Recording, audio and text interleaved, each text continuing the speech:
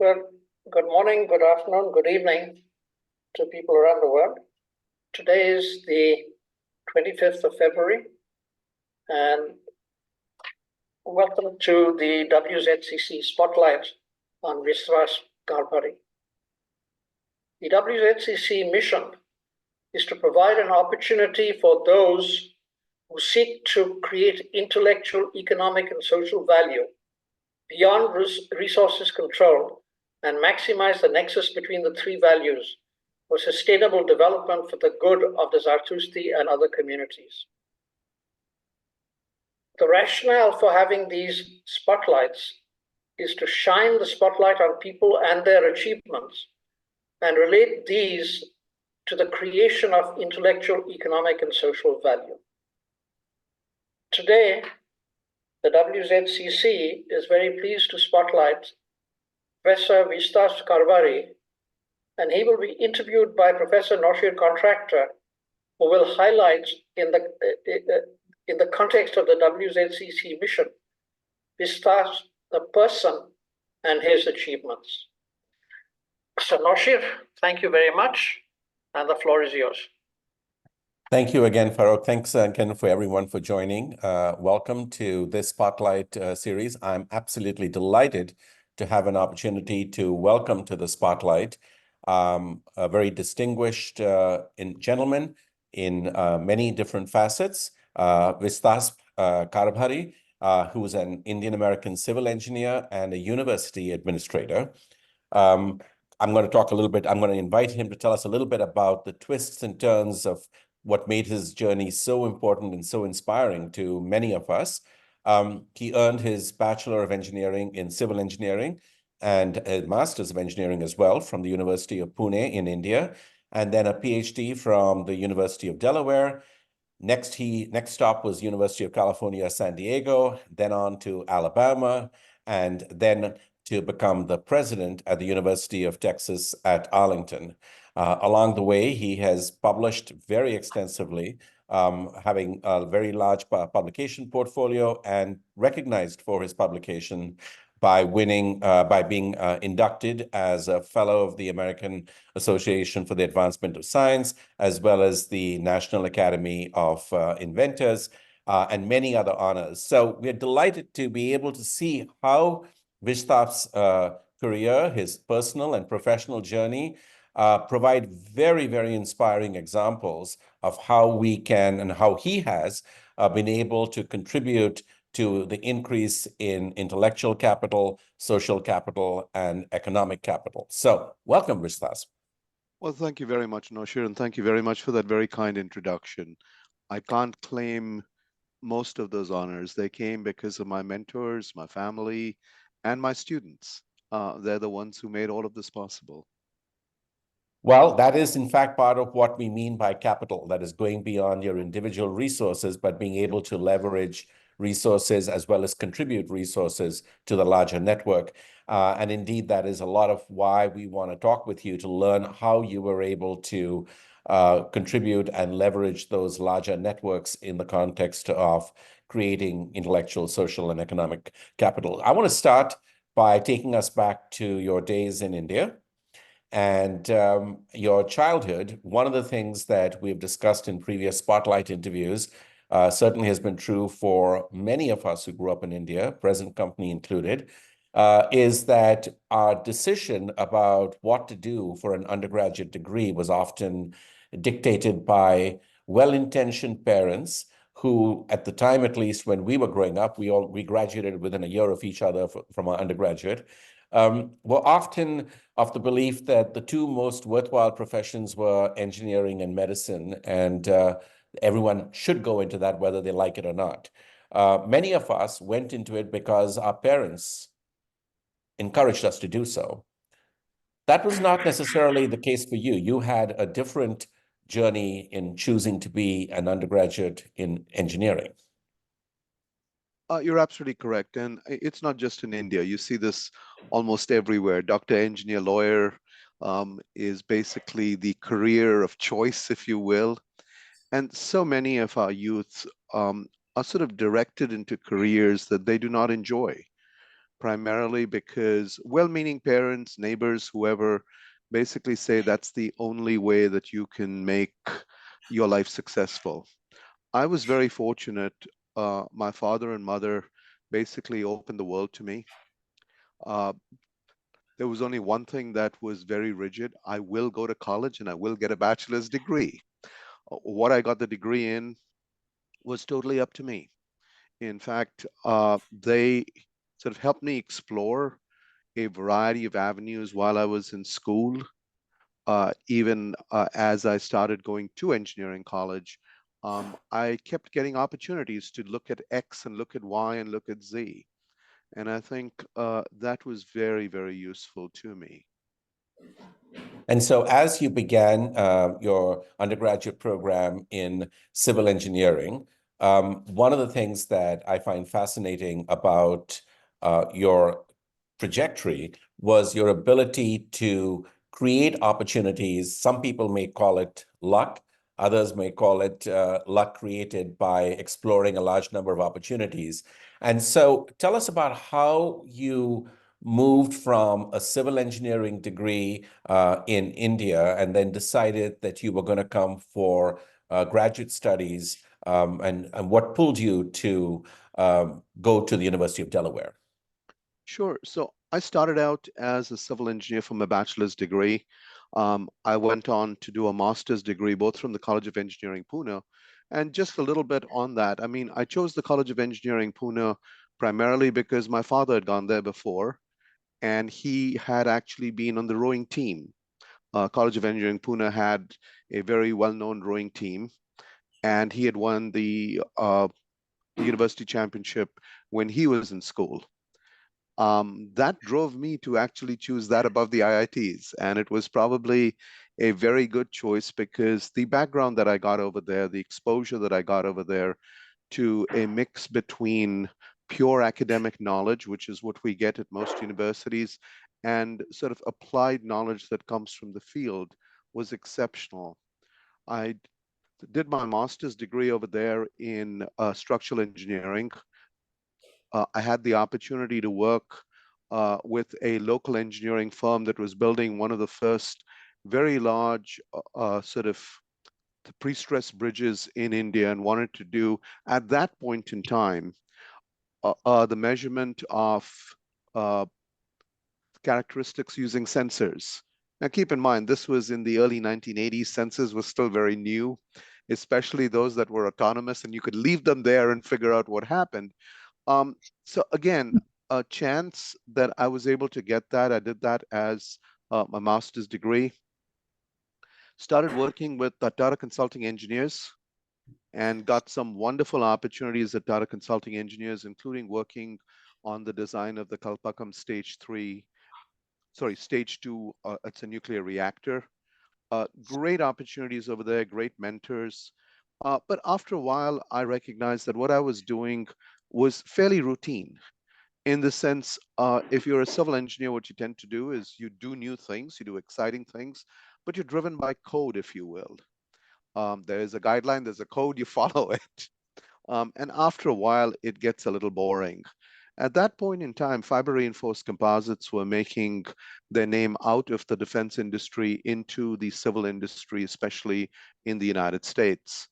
And I started getting very sort of involved in trying to learn about composites, but trying to also look at failure analysis and failure of large structures. I mean, coming from the bridge side, to me, the failure was very important. And so I actually applied to the University of Delaware and chose that because of a faculty member who was very, very renowned in the area of failure. As it turned out, when I reached the University of Delaware on the first day, he retired. And so I was fortunate again that it was one of the only centers for composite materials in the United States at that point in time. In fact, it was one of the first 5 National Science Foundation centers that had just begun. The ERCs now are well known. At that point in time, they were the first 5, and Delaware had one of them. And I managed to actually move fully into composites, sort of transition quite a lot from the civil engineering side into the materials side. learning a lot of chemistry that I hadn't learned in high school or sort of shied away from. And so a lot of that was sort of chance, it was opportunity, but being able to jump at that opportunity and not being scared about something new. And I'd sort of highly encourage our youth. We tend to want to do something that is tried and true. And when there's an opportunity, we tend to sort of question ourselves. Do I have the right background? Will I be able to succeed? And my advice to them would be, we all have the ability to succeed at anything that we really want to put our minds to. And therefore, if it Very seems good. Yeah. interesting, jump to it. I think that's very, very good advice. You summarized what I was about to take away from your early career trajectory, and that is the ability to be able to spring at new opportunities. And a lot of the seeds that happened at that early stage, being able to get an undergraduate degree while getting a master's degree, being able to work with a local engineering firm, then going on to also have experience in industry. Many people say that sometimes going to graduate school straight from an undergrad is not always the best, because some people do it just because it's the default. Like, I don't know what else to do. I might as well go to grad school. Sure. But folks like you are proof that being able to go into industry, get some professional experience, recognize that maybe that is a little too routine for your liking, and then making a very proactive decision to go to graduate school is a very healthy approach that some folks like you have been able to demonstrate is very successful I in that case. definitely encourage others who are thinking of going to grad school, especially for a PhD, to take a break in between, go work out there, see what the real world is like. We tend to be uh, sort of isolated, if you will, in academia. We Yes. don't see how the world works. We tend to forget that the world is basically a very diverse place, and we're going to have to work with a variety of different individuals and a variety of different disciplines. Yeah. When we're in academia, we tend to work in one discipline. We speak that language, but we can't speak other languages. Um, I mean, you've done that very well going from engineering to communication, but I'm sure you have stories to tell about how other people don't understand the new language that comes from another field. And I think this is where it's so useful to work in industry, to learn how the real world operates, that you can't just say, put it off till tomorrow, because there is no tomorrow. There is a deadline and there is a milestone that has to be done at a certain cost. That's very, very well said. I think that the idea that academia is sometimes pejoratively characterized as an ivory tower, the going and working with industry and connecting with industry throughout gives you an opportunity to keep your research honest, as some people would say. It strikes me as interesting that when you started out studying sensors, as you said, when you were in India, continues in the sense that one of your many professional responsibilities is as associate editor for the Journal of Civil Structural Health Monitoring, which sounds to me a lot like sensors in that particular It case. is, it is. So And it's and then basically, also the American editor for the International Journal of Materials and Product Technology. So, which again represents your interest when you were at Delaware.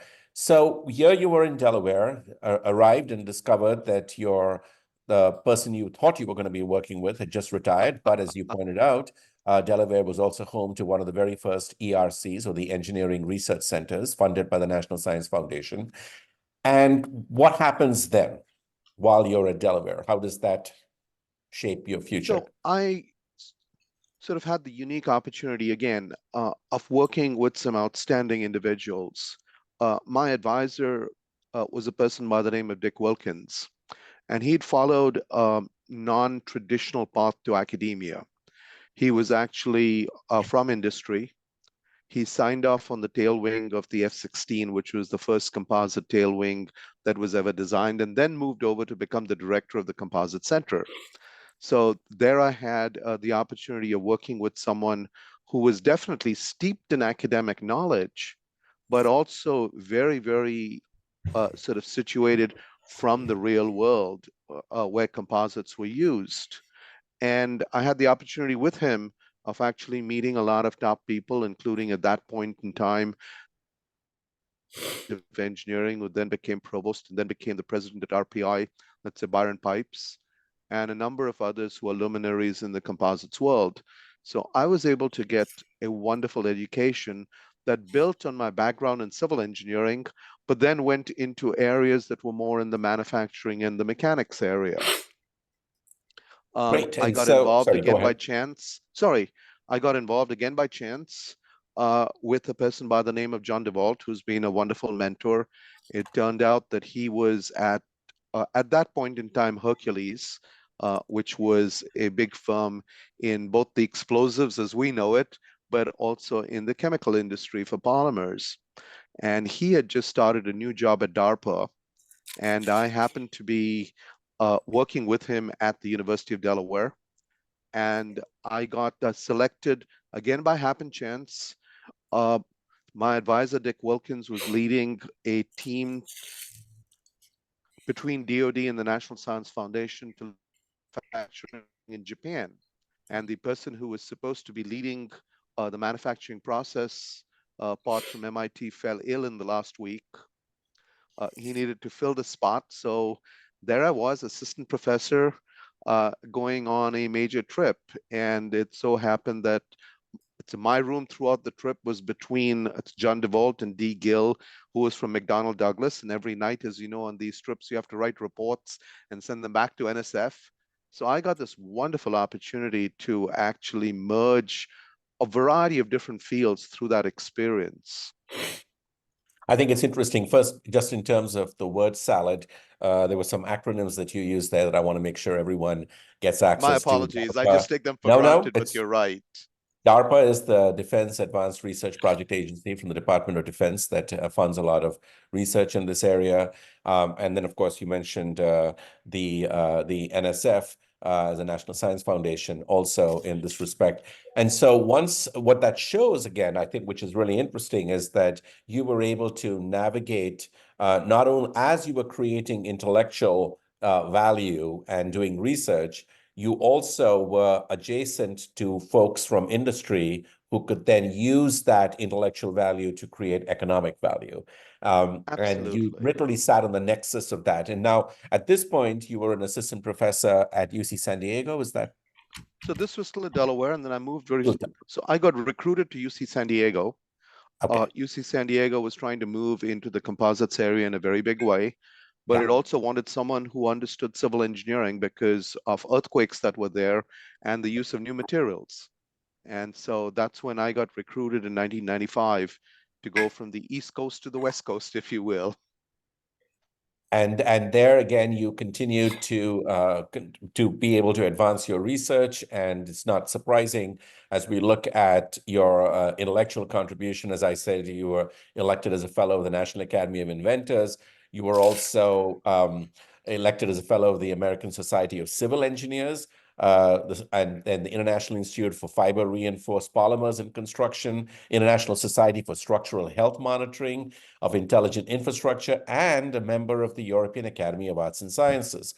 All of this to say that by the time you were at UC San Diego, you had already reached the highest echelons of intellectual recognition in the area that you were working on, which, by the way, was also one of the cutting edge areas. Composites at the time was a new and growing area, and many people don't realize, but none of this work that we do today with a lot of nanoscience and nanotechnology had its roots in material science at the time when you were very involved in this, etc. I want to pivot from the intellectual contribution that you did in terms of your research to your next transition into university administration and university leadership. And there again, your chance encounters at UC San Diego paved the way for you to continue on to that new role. Tell us about how that happened.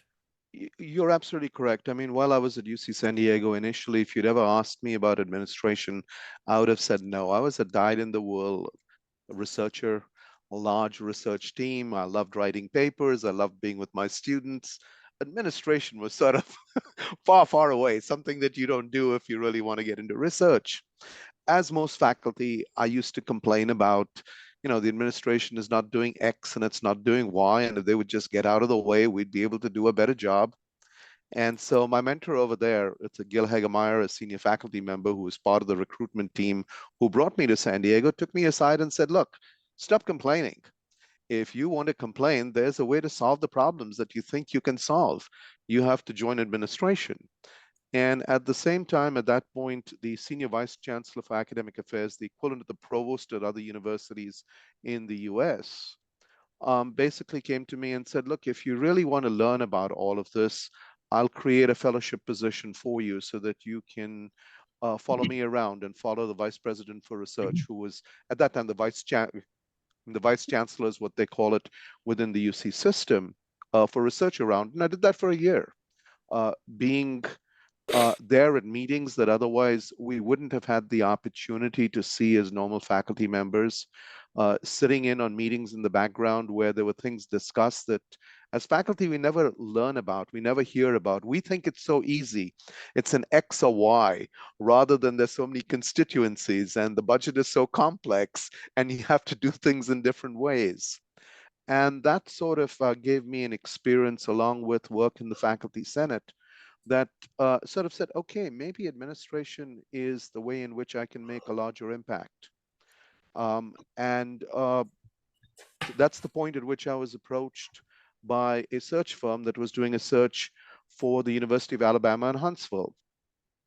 They were looking for a provost. They had a new president who was very ambitious, wanted to get the university onto the fast track to meet what we in the United States call an R1 university. For those who come from elsewhere, we basically rank our universities in the amount of research that they do and the number of PhDs. This is in sort of very gross terms, but R1s are on the top. Then you have the R2s, the R3s, and all the others. And we were in R2, which is a good university, but not sort of a research it's a driver, if you will. And they wanted a provost who not only had a large amount of research experience, but could also speak the language of DoD, since Huntsville has a large Army lab, and it also has one of the NASA centers. I mean, NASA Marshall is right there. It so turned out that I spoke that language because of the research that I did. I'd also been funded by both NASA and so the Army labs. And so I knew people, I spoke that language. And so again, by chance, they approached me. I normally would not have looked at it. And I then became the provost, enjoyed that for 5 years, and then got recruited to come to the University of Texas at Arlington, again, to move from R2 to R1. So one of the things that is fascinating about this move is that while you were building your niche in university administration, you were still using networks that you had picked up during your research collaborations, including funding sources like the Army as well as NASA in this particular context. But also you had the credibility in some of those networks from where you came from the outside. But I think it's fascinating that you mentioned this, the R1 or the Research One institutions in the United States is definitely something that many places covet. And we all know that academic hierarchies are fairly frozen. And so to be able to take a university from R2 to R1 is a non-trivial accomplishment. And you did that also at UT Arlington by focusing on Hispanic serving constituencies. Can you talk a little bit about the community role you played in that case? Sure. So if you look at Arlington, it's in the middle of the Dallas-Fort Worth Metroplex. It has a large Hispanic population. We had wonderful faculty there. We still have wonderful faculty there. I shouldn't say we had. I'm still a member of the faculty at UTA, and the faculty there are just exceptional. But one of the things that we wanted to do while we were actually raising ourselves from R2 to R1 was to try to make sure that we did not decrease access, that we increased access, and it especially started to serve the community that was around us. And that meant doing a lot more to sort of attract our Hispanic students and being able to support them. And that's why we actually started a lot of community engagement. We started building a lot of partnerships with high schools and community colleges. About 50%, slightly higher than 50% of our students are transfer students, which means they start out at a community college and then go over to the four-year university, in this case, UTA. We also had some great programs with high schools where we encourage students to have a college growing culture. One of the things that I did very early on with, we have in Texas independent school districts. We can think of them as a variety of different schools brought together under a single administrator who's the superintendent, and they all follow sort of one form of administration. Um, we found that a lot of our students were actually dropping out, a lot of his students, if you will, and a lot of the students in high schools were dropping out after the 10th grade, not because they were not uh, able to do it academically, societal pressures. If you're women, you're basically told enough. You've got the 10th grade, now go on and sort of get married, do something else. Or if you come from the underprivileged, that you have to start working. And maybe you have a feeling that you're not good enough, you don't have the wherewithal to go to college. So we did something that at that point in time was thought of as being, oh my gosh, what the heck are you doing? But we looked at the data, and if you look at the data, you find that what a student does by the time they've come to the 10th grade, if they continue doing it, they're going to do it by the end of the 12th grade. And so we said, if you were in the top 25% of your class in the 10th grade, we will automatically give you admission to UT Arlington. The only proviso Wow. was you had to complete your 12th grade. Now, a lot of people said, oh my gosh, you're taking a risk. The statistics told us if they were doing well in the 10th grade, they were going to do as well or better in the 12th grade. So realistically, all we did was give them a letter that basically said, you are capable of going to college. They could take that as motivation for themselves, and or they could take it to their family and say, look, somebody else believes in me. Now we backed that up with a lot of counselors to sort of help them in high school. We had sort of conversations with their parents. In the United States, as some people know, we have what we term as the sticker price, which is the tuition and fees that you have to pay. And then you have the real price that you actually pay with all the scholarships and everything else. And the sticker price is significantly higher. So most people who look at the sticker price says, oh my gosh, I can never go to, let's say, a university. And we need to show them how they can actually afford it and how we might be able to help. And so we did a lot of that, engaging with the community to make sure that the university was not sort of a well-kept secret, nor was it aloof from the city around it. And by doing that, we were able to do something that was rather unique at that point in time, increasing the level of excellence while also increasing access. I think that's really amazing that here you were spent so many years steeped in doing research in the area of materials and composite, and now all of a sudden you had been able to take that same energy, enthusiasm, and vision and use it for setting up initiatives on enhancing social mobility, student access in STEM in general.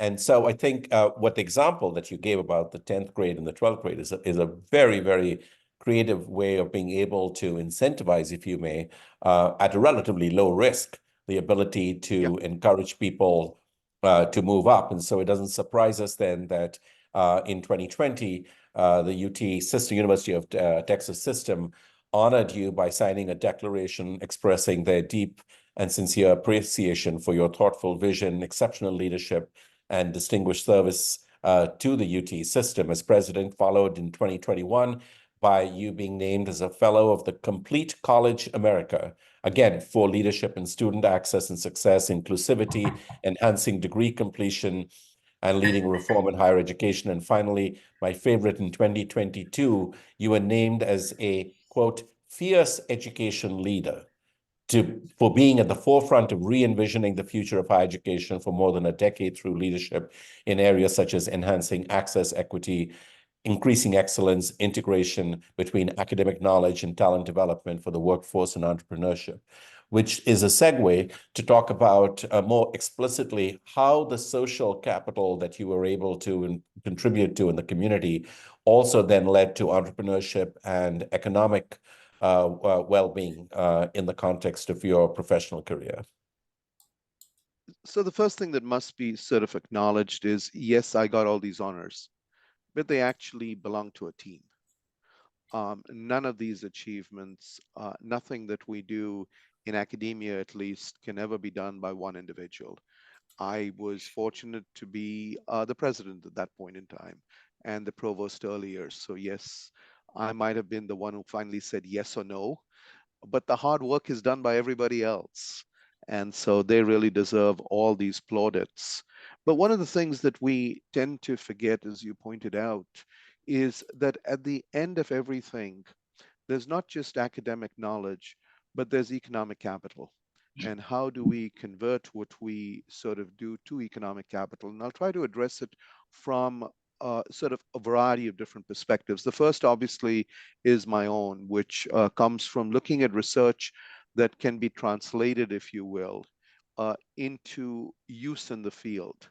So whether it was the use of composites for seismic rehabilitation of columns and hospital walls and buildings by using this new material, and then passing that technology on to industry so that they could use it, or working in the dental area where I worked with some dentists to create new materials that could be used for sort of, let's say, prosthetics and for, say, bridges on teeth, or in the area of manufacturing, where new methods of manufacturing for the aerospace and the civil arena for very large structures could be done.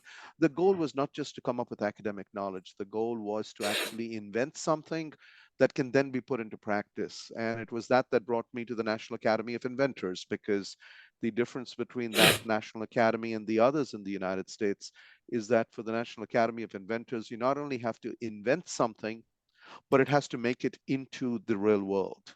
So it has to become of value that other people can use, rather than sitting on a dusty bookshelf, as most of us have sort of in our offices. The second is a recognition as an administrator that we have a lot of students who come to us. 99% of them are not coming for the joy of accumulating knowledge. They're coming because, just as we did when we came to the United States, we wanted to make a better life for ourselves and our families. And that's not just us coming to the United States, it's everyone in the United States, it's everyone in India. You go to college to make yourself better so that you can actually gain from it. And so it was the recognition that what we needed to do at a university was not just provide the academic opportunities, but link it to success in the workforce. And we have to think about it that way, because it's that economic capital on top of the human capital that we talk about that makes it so successful. Very well said. As we begin to wind down this session, I want, of course, to take us back full circle to this event being hosted by the WZCC, the World Zoroastrian Chamber of Commerce, in partnership with Zen, the Zoroastrian Educational Network. And Vispas, can you talk a little bit about how your Zoroastrian background, upbringing has played a role in terms of your own growth personally, professionally, and opportunities that you were able to explore from your early days, as well as any opportunities that you have had in any way, shape, or form to give back to the Zoroastrian community? So I have unfortunately not given back as much as I should, and I'll be upfront of that. I mean, I haven't You are doing it had, right now, but go well, ahead. Yes. thank you. I haven't had the opportunity to actually be part of groups with Zoroastrians. I mean, I obviously have a lot of Zoroastrian friends and family. I obviously work with a lot of them, but to be focused with a group such as yours, I think this is fabulous. One of the things that has always driven me is sort of three phrases that we sort of hold dear to our hearts as Zoroastrians: good thoughts, good words, good deeds. And to me, that has always driven what I've done. Can I do the best that is sort of available to me? Can I put aside what happens outside? Can I basically say what might have happened, what is done to me for good or bad? It doesn't really matter. What I need to do is stick very clearly to my values and my standards.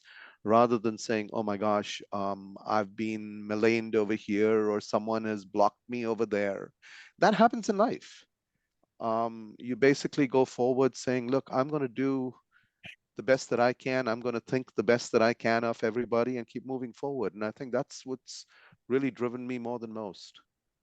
And that is, as you said, very much the essence of the Zoroastrian ethos that clearly you embodied very well. I would say that your name, your last name, Vistas, is Karbhari, which translates in India to one who gets things done. That is true. That's absolutely true. And I hope I manage to live up to that. Well, this has been a fascinating conversation, and I know we could go on at some length about it, but at this point, to make sure that we stay approximately on time, I'm going to invite Karishma to do something she does exceptionally well in these Spotlight series, and that is provide a synthesis and tie everything together in a very neat bow. So, Karishma, the screen is yours. Thank you very much, Noshir. Thank you, Vistas. Farooq, if you'd please share the screen. Today has been absolutely inspiring. Having been brought up by an aeronautical engineer, my father is an aeronautical engineer. I know that to get something flying is not good enough. It must return home safe. And that is the key with bringing up children, with educating people. It's not just what you give them. It needs to keep them safe and serve them through their lifetime. And that's what you have done, Vistas. Thank you. And thank you, Noshir, for bringing it so beautifully. The World Zartoshti Chamber of Commerce has at its heart the Fravashi, that which guides us to go forward. And as Noshir highlighted, that which takes us forward also gets things done on that progressive path of Frasho Kereti, to go forward with Asha and good action. We seek to maximize the nexus between three values. These are driven by knowledge, hence intellectual value, which translate or transform into actions, not just to empower ourselves, but to empower others, as you have seen in Vistas's journey. This manifests as social value. So intellectual value, social value. This needs to grow through the network and build economic value, and then drive both intellectual and social value further, a form of amplification through the system. This requires sharing and communication to have economic value, because it's not enough to grow alone. We need to take others with us. So on the next slide, you will see how these three values of the ZEN and the WZCC, intellectual, social, and economic, are translating into good actions to empower the world. As Vistas's journey clearly indicated, increasing excellence in a few is not enough. Increasing excellence with access to empower those who are excellent and those who have potential for excellence.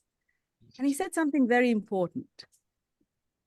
By grade 10, you can see the potential in people, and by giving them that belief in themselves, it helps them have belief. That's a wonderful principle. I've had students, very few students in the UK get such opportunities, and I'm glad to see you have empowered many more. These three principles that bring about the good of all is the clear message in the Gathas, to take good action and be, as the Yatahu Vairyo prayer ends with, the Vastarem, the one who cares for all. And that word caretaker is the exact word that has inspired the word entrepreneur. So our fierce education leader, Vistas Karbhari, has actually lived this life of economic capital and human capital, one driving the other, both going hand in hand.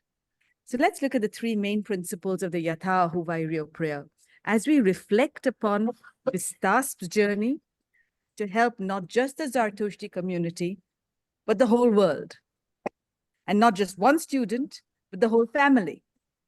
So we are told, with the good mind, take good action. So with the gift of the good mind, take good action. But not just action for us, but action to increase the strength of Ahura Mazda, Kshatremcha Ahura, that which exists in all creation. And once we have achieved that, it is our duty to share, to empower all, and develop into the Vastarim. So with that, thank you, Noshir, for bringing out these points through Vista's incredible journey. And thank you, Vistas, for sharing it with us so generously. Been an honor. Thank you. Sorry, thanks very much, Karishma, for that brilliant summary and being able to tie that back to a lot of the important messages that are central to the Zoroastrian faith. As I mentioned in the chat, we now have time for some questions for Vistas. You can either put your question into chat or you could raise your real or virtual hand. And I see Behram already has raised both his virtual and his real hand. So Behram, take it away. So thank you very much. That was so inspiring. As I was listening to your journey about material sciences and the innovative approaches you have taken, an idea came to me just this morning while you were speaking, and I thought I'll see what you have to say about it. So I'm a physician, I'm a radiologist, but I work in the global health arena, and we are connected with a hospital in Nepal, which cares for children who are born with club feet. And there's a charity hospital which has been there for 30 years, which gives free care to these children. After the surgery is done, they need prosthesis. And they are so poor, they are making prosthesis out of bamboo. So we tried to get prosthesis from the United States and do 3D printing there. The whole thing collapsed. We got the money, it had to be reissued back to Germany because we just didn't have the wherewithal. What I'm looking here is that there's a possibility to use material sciences to create some kind of a mechanism to help these kids who are born with club feet and give them a life. It totally changes the life of that child, totally changes the life of that family. And Nepal is one of the poorest countries in the world. If we could make that innovation in Nepal, it would have a global impact. So I was wondering if you have any thoughts in that direction. It's definitely doable. There are a number of people already doing it in the United States. One of the largest challenges that we have with any sort of prosthetic for a child is that it has to be rebuilt a number of times because of the aging process. Aging meaning as they grow, it's not only the size of the prosthetic, but how it fits on to the rest of the body.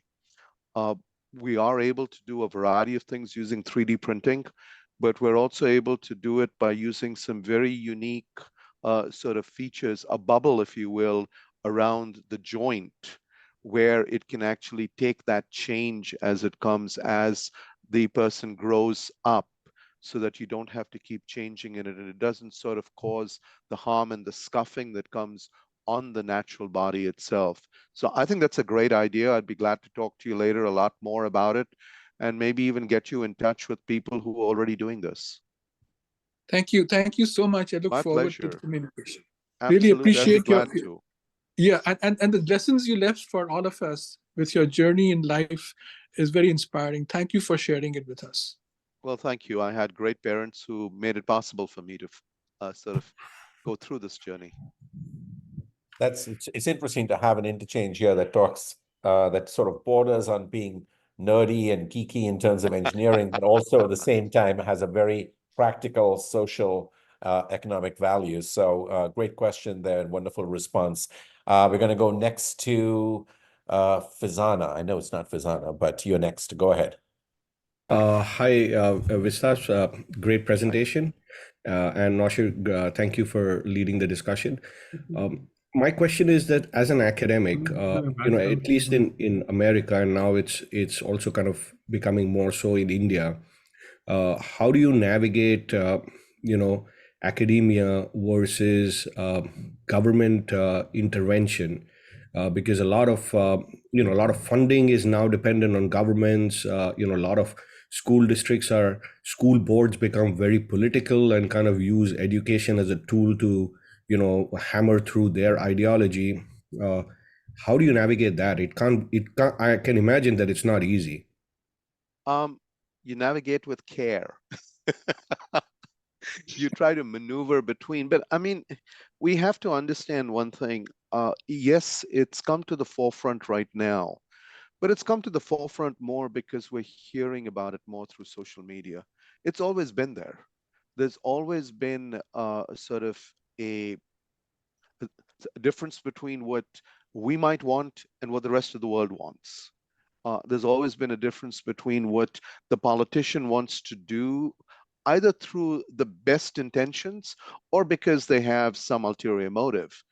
Uh, and sometimes we tend to think of it from a very narrow viewpoint, whereas they're looking at it from a much broader viewpoint. We look at it as 20 students or 200 students. They're looking at it in terms of millions of people and how that will affect millions of people. So I think a lot of that is it's a conversation. Being able to engage and keeping one's cool during that engagement.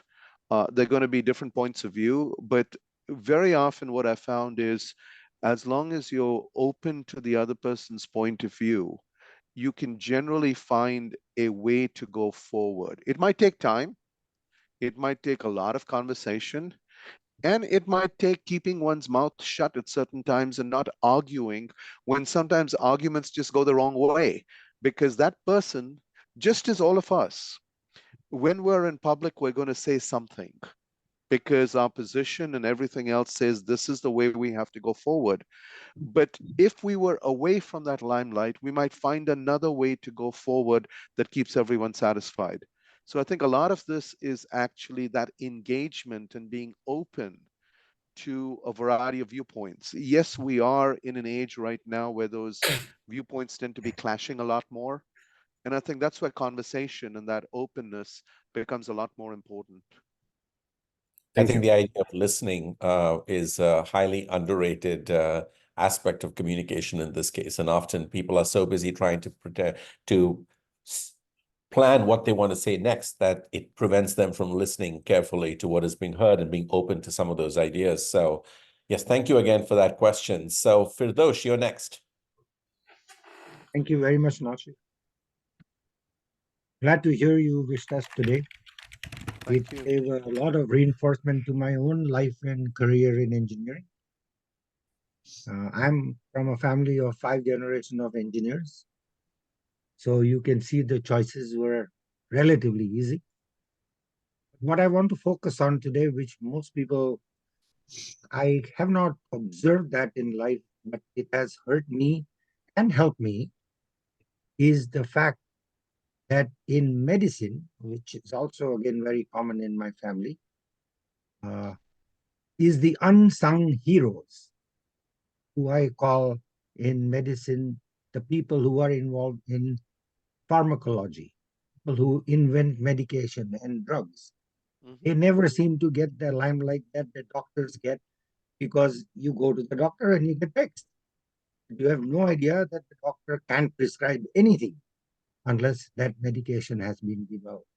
And the same thing is for us engineers, and we fail to understand. And it's a very humbling effect in my life when I realize that it is the material scientists that we are talking about today who develop materials by which we engineers can build things. If they couldn't do what they do, very little chance of us doing what we do. And I can relate to it completely, because all my life through my engineering years, including all the way to my graduate studies in Massachusetts, I was involved in design, development, modeling, etc., of the rotary Wankel engine, which was supposed to be the engine of the future, solve all our problems in generating power etc., etc. And of course, those were the days of such recognition of environmental issues, but that engine was more and more powerful. So obviously, it would save us on the fuel and therefore the environment. When I graduated and came out, I found nobody, none of the guys who actually bought the patents, General Motors and all these guys, even Ingersoll Rand, bothered to even go into manufacturing of that engine. And Mazda was the only guy who made one model of that. And my thesis was based on the apex seal, and the failure of the whole thing was based on design was far ahead than material science. Material science had not caught up with what they could come up with, for which we could design the engine properly for life. So yes, I want to emphasize that these two groups of unsung heroes in our world need to get some recognition. That is the pharmacist and material science. Thank you. You're absolutely correct. I mean, one of the things we tend to forget is that most disciplines, most sort of positions in life are dependent on so many others.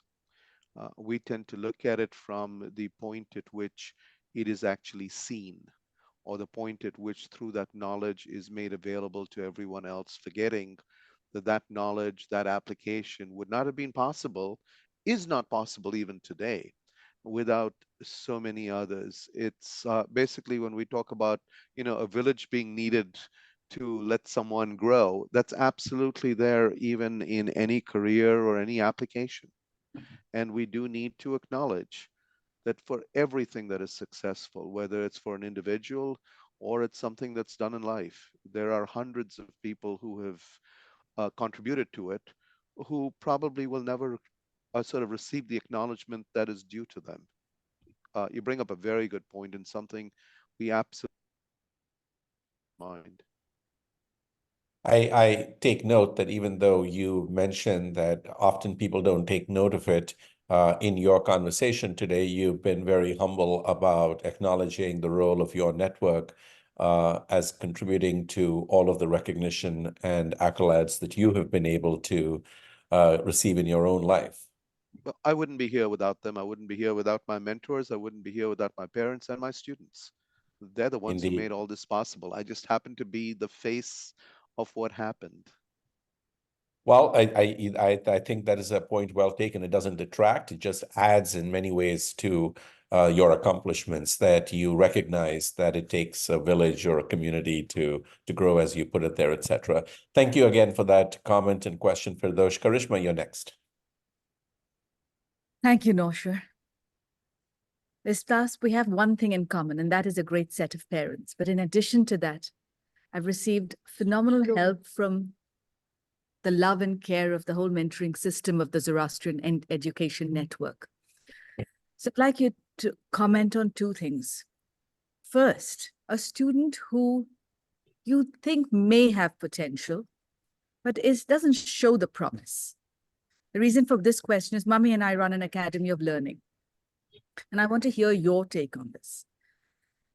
Towards excellence, what is your attitude to parents and children who seem to have it, but don't yet show it? I think that's a very good point. So, I mean, one of the things that we tend to do is we judge everyone by the metrics that we have in mind. For example, we judge everyone by their high school grades, or in the US by their SAT score or the ACT score or something else, the A levels, if you will, or even beyond that. A lot of that doesn't depend on the talent that exists within a person. It depends on whether that talent has been switched on. It depends on whether the talent has been able to meet opportunity.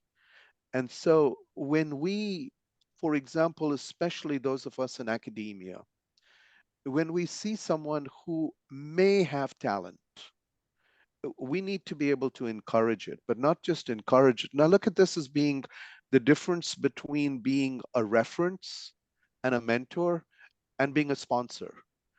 As a sponsor, you go out of your way to actually push that person forward, even though they might not have asked for it. And I think we need to do that with every student who's in front of us.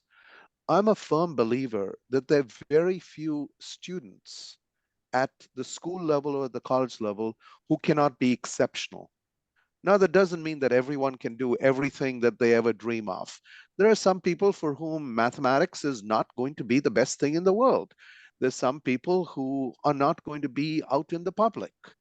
And definitely we need to guide them in those areas in which they are going to be the best.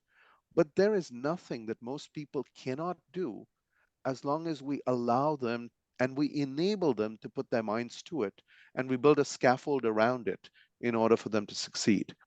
So to me, that's the first thing. And I think we have this challenge as parents that we tend to want to do the best for our children, but we know what's best for them. I think this is also the problem that we have in academia is we know what the world needs. We're not waiting to listen to what the child or the world actually wants from us and make that possible. Thank you, Vistas. That's the concept of Sarosh, to listen, then reflect, and only then decide. And you've commented on that at so many points today in your sharing of your journey. Thank you. Thank you, Nosh. Thank you. Thank you. One of the things that also it makes me think about as you said, as you responded, Vistas, to that question from, very good question from Karishma, is the ability to recognize and focus on our strengths rather than constantly lament on our weaknesses. Very often our evaluation and system makes us look to say, oh, I'm not very good at math, so let me spend more time at math, or I'm not very good at public speaking, for example, and I want to spend more time at that. And there is a very interesting concept that was introduced by Don Clifton called the Strength Finder. And the Strength Finder says you need to be able to look for where your strengths are, and rather than spend your time and hit your head against the wall on trying to improve a weakness, instead focus and capitalize on what your strengths are. And in the larger societal ecosystem, if each person does focus on what their strengths are, it will contribute to the collective good in that particular case. And your comments got me thinking about both the work, Karishma, that you're doing, you and your mom, as well as the work that Vistas has done, is to help young Zoroastrians and just all young people to find their strengths and capitalize on it and build those strengths, and not just spend a lot of time lamenting on a weakness there. I don't see any other hands up. So, oh, Meher has a question. Go ahead. Yes. Well, I just want to share a personal reflection based on the conversation you had, which was an excellent conversation on how to transform intellectual value to economic value while building a worthy career. Well, Vishtas, you talked about your parents as a guiding mentor for you. And when they said, I will get a bachelor's degree, how I get the degree was totally up to me. You were given the opportunity to be free to be me. Mm-hmm. I am free to be me. I am free to be free. That is the hallmark of your success, and that should be taken into consideration for every child that we raise. You also talked about the concept of you having the potential to be success. And I agree with you, because here's one of the things, if you can see what I'm putting up here. It says success or failure, you decide. There is a you in success and there's a you in failure. And the question is, what you focus on expands, and there's a you on that focus also. So the question is, how do you encourage people to focus on success as well as failure, is what you delineated very, very beautifully. Your story about the 10th grade to 12th grade guidance was quite interesting. It showed some degree of vision and mission to enhance the value of education, because I personally believe that education is the lifeblood of civilization. You were focusing on how to build dignity with ability and capability. And I want to commend you for that. That was very, very beautiful. Also, you talked about the concept of teamwork, which I am a firm believer as an educator myself, that teamwork makes the dream work. Team stands for together, everyone achieves more. And that is how teamwork makes the dream work. And finally, all I want to say is, may you continue to use your power to empower yourself as well as others. Thank you. God bless you. Thank you, Thank Noshir. you. And thank you, Vistas, for the enlightening conversation. Thank you very much. It's been a pleasure and an honor.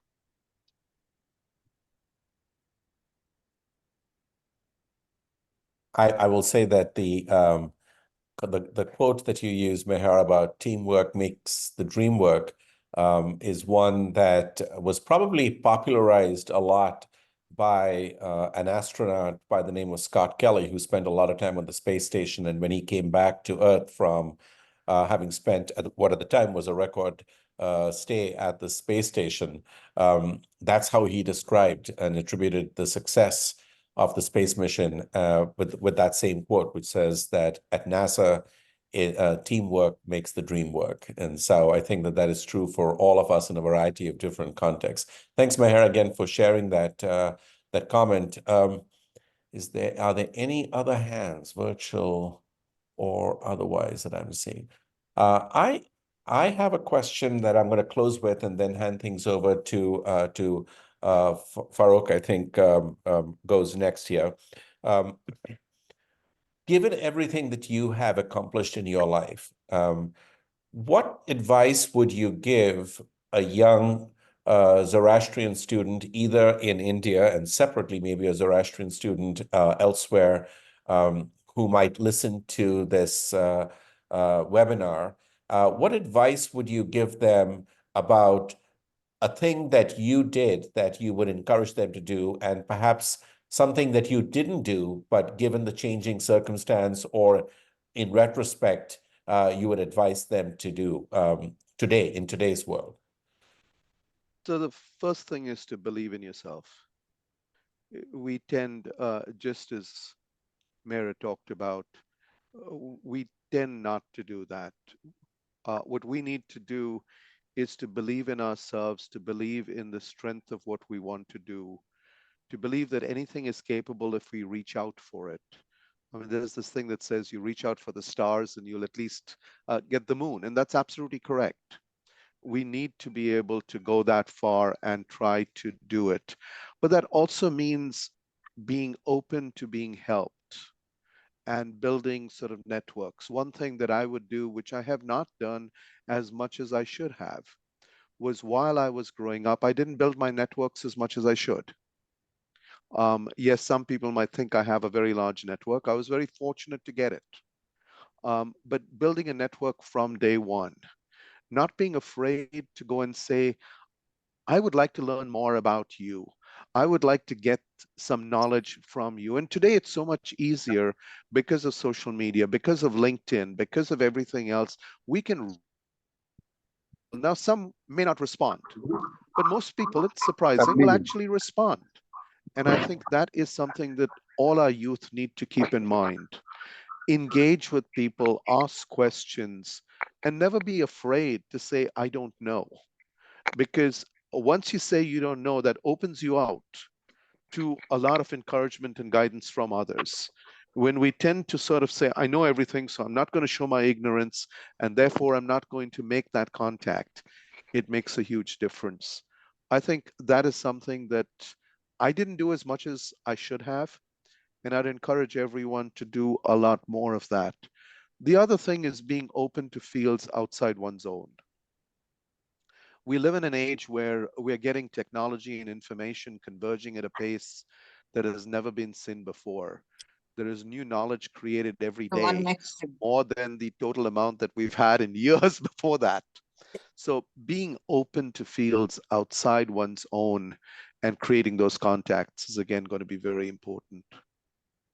I think that is very, very good sound advice, because in many ways, the big societal challenges that continue to confront us are almost by definition not going to be solved by single disciplines or single perspectives, and they require us to be able to leverage across a lot of different disciplines, perspectives, and I think that more so than ever before, as you said, we need to be able to perhaps be specialists in some areas, but then bridge and connect with specialists in other areas, because none of us can be the Renaissance scholars of Florence, where we knew a little bit about a lot of different disciplines or knew a lot about a lot of different disciplines. Today, we may know a little bit about it.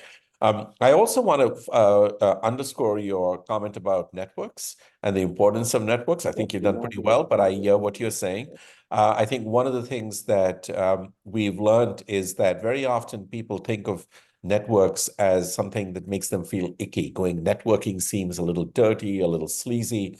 And you actually pointed to something that research has shown is very important in not making it feel icky or dirty. And that is, when you think about networks, rather than go to someone and say, I'm connecting to you because I want to know what you can do for me, as you pointed out, Vishwas, the way to do this is to learn more about them, to find out more what they are doing, how you could potentially help them. And there's an enormous amount of research that actually shows that if you take an attitude towards networks where you're focusing on how you can help them and learn more about what they are doing, etc., that removes that icky feeling that sometimes scares young people from getting into networks. And as you point out today, with all the technologies and social media, the ability to create those networking opportunities has exponentially increased. Thank you again, Vishwas. We could be chatting for a long time, but I'm mindful of the hour. I'm going to hand things over to Farokh to take it from here. Thank you. I'm now going to invite Percy Master to say a few words, since he's the global president of the WZCC, and then I will have some closing remarks. So, Percy. Thank you, Farokh. I welcome all the participants who are there today on this webinar, but also those who are going to hear this recording on the YouTube and on our website and learn everything that has been said today. I think I must congratulate Noshir for bringing out the best from Vistasp, because he has been able to ask very good questions. And I think Vistasp has responded very well. What really comes out of Vistasp's interview is that we must listen to our parents. You know, we tend to ignore them, but sometimes the parents are more wiser than us, and they guide you voluntarily or involuntarily in the right direction. So that is one very important point. The another is that teamwork is most important. I mean, no individual can guide you to what you want to become. But if you carry your team together and if you acknowledge everybody's presence, that is a true hallmark of a good leader. So Vistasp definitely a very plus point on your side. Another good thing is that, we tend to be little, mentoring is very important. What you said was that, your students who are good in one thing but may not be good in another thing. So if a good mentor is there, which you were, you guided them in the right direction. So somebody knows mathematics very well, somebody knows engineering very well. So that is how you cultivate your team and you guide your students in the right direction. So all in all, the interview was excellent. I mean, our youngsters should take a leaf out of your interview and see what you have done and do the same for themselves. According to me, there is a shift in our Zoroastrian community from India to North America, Canada, and other countries. And I've noticed that they all have educated themselves very well, because that is the plus point.